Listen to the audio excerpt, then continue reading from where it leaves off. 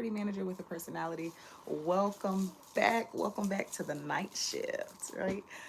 So, for those of you who are just joining us in this season of life, the night shift is just our season of process, right? Our season of process, our season of evaluation, our season of pruning, our season of character building, our season of change, our season of intentionally allowing God to produce in us what He intended from the beginning, right? And sometimes that's not always pretty because we have to take a look at ourselves, we have to evaluate ourselves and see what we really have going on, right?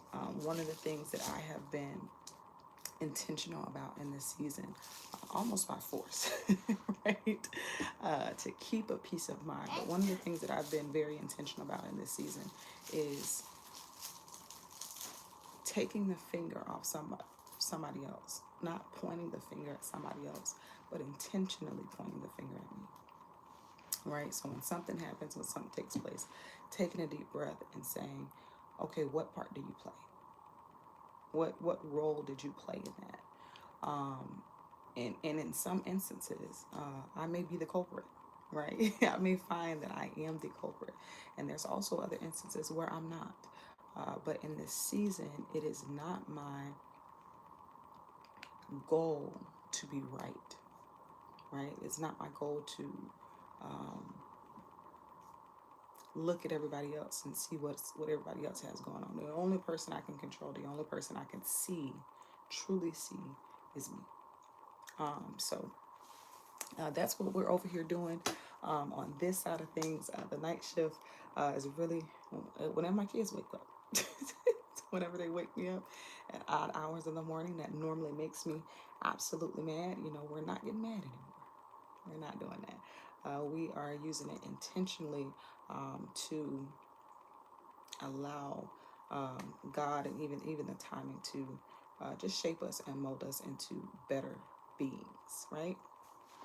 So last time during the night shift, we were just having thought-provoking conversations, and that's all it is over here, right? So it's your job to go do your own homework. It's your job to evaluate yourself. It's your job to look at what you got going on. I don't know you, not for real, right? To go look at what you have going on, evaluate yourself, and allow God to take it from there, right? So here what we do is we do the prompting and you do the work, right? So last time on the night shift, one of the thoughts that God brought to mind is becoming a student of you. Becoming a student of you. We pay all this money, we do all these things. We have our children go to school. As we grow up, we go to college. We pay tons of money to go to college, to learn another skill set, to do all of those things. But very seldom do we become a student of our own lives, do we become a student of ourselves. And God was just opening up and showing me that that's the reason why a lot of times we actually create our own delay, right? So a lot of times we're trying to pray the devil off something, and we're trying to call down all of heaven and stop the hands of the enemy, and Lord, you said no weapon formed against me shall prosper, and all of those things are true. But what happens when you're the one forming the weapon? What happens when you are the culprit, when you are the problem? What happens when you are the enemy of your own life? What happens then?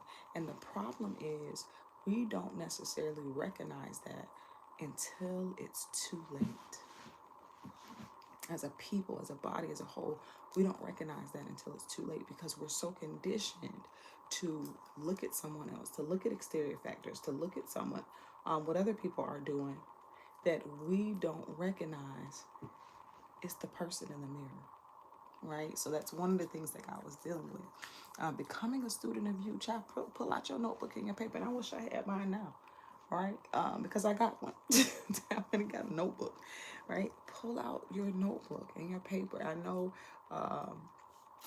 because of the way society is set up, we are so very used to everything being quick. Y'all give me just to see this happens. I knew this was going to happen when we was on live, but because my children are, I'm going to have children issues. Let me get my little one moment. Mama, no. Bring that to me.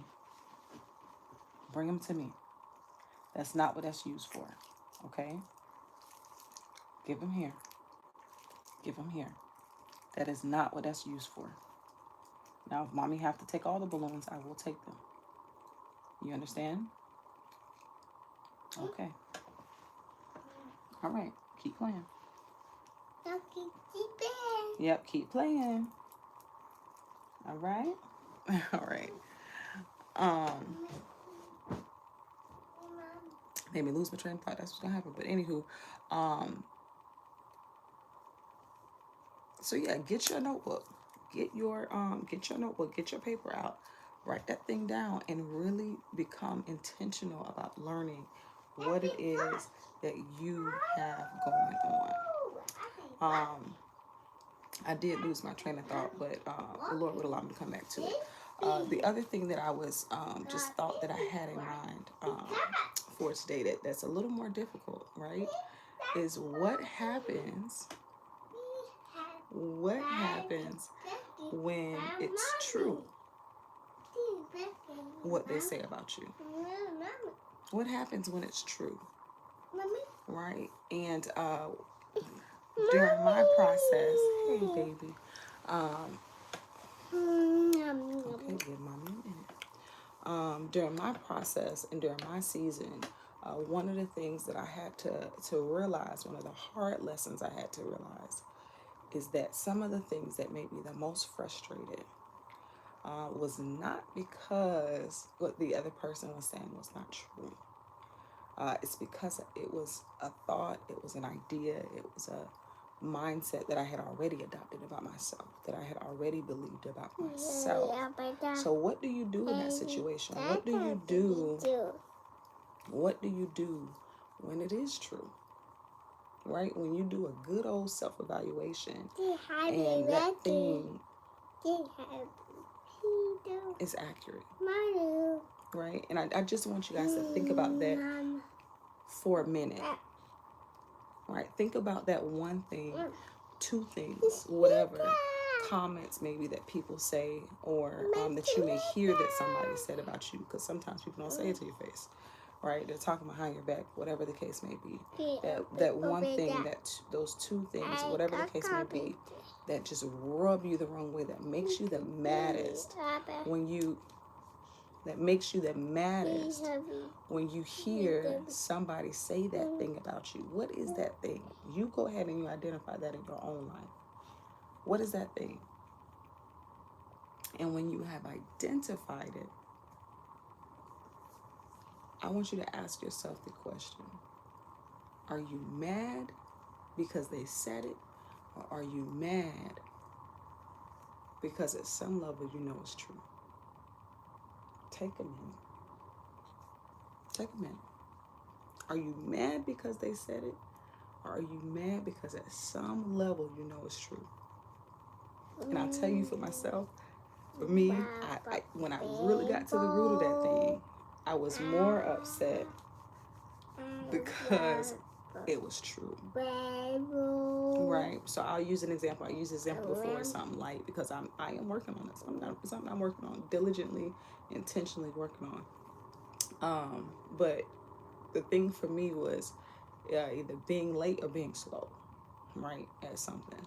I do tend to take a little more time in doing certain things. I tend to take a little more time. But it used to frustrate me so bad when I would hear people say, "Oh, you're so slow, you're late at everything, speed up, do this." It just used to make me so mad. And I would hear multiple people say that, right? And multiple people are saying something, you got to evaluate it anyway, but it would make me so mad. But when I really got to the root of it, when I really got to the when I really got to the root of it, and I really looked at things, the problem was not the fact that they said it, right? It was the fact that somebody else recognized the flaw in me. That was one. The fact that somebody else recognized the flaw in me. Something that God already brought to my attention. Something that He already put in my spirit. This is something that you need to work on. This is something that you need to do. This is something that you need to intentionally tackle. The Lord already told me that. I've been procrastinating. I have been I had been procrastinating with my own deliverance. I had been procrastinating with my own change. I had been procrastinating with my own growth. So I already heard the conversation. But what made me furious, what made me mad, was not that somebody else recognized the thing that God had already told me to work on. Hold on, Mama, stop. If you want to whisper, never whisper. You can whisper. Yeah. Stop. That thing used to make me so mad. The other reason why it made me mad is not just because they said it out loud, but because this wasn't my first time hearing it. It wasn't my first time hearing it, right? Think about that thing that you already know that you're weak at, the thing that you already need to work on, the thing that you know you already need